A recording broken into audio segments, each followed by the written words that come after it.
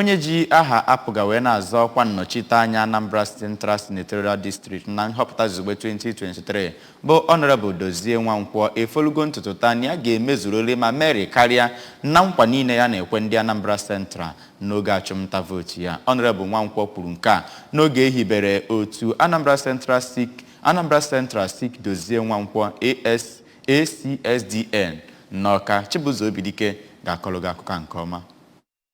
Otu ahụ nke na-akwado Chief Nwankwo nke jegoro ụlọ omeiwu etiti ugboro abụọ alụgo ọtụtụ ọlụ obi ebere ime ka aha ya na-ada ụda wee wetakwara ya mmeri na ndọrọndọrọ ọchịchị nke afọ na-abịa.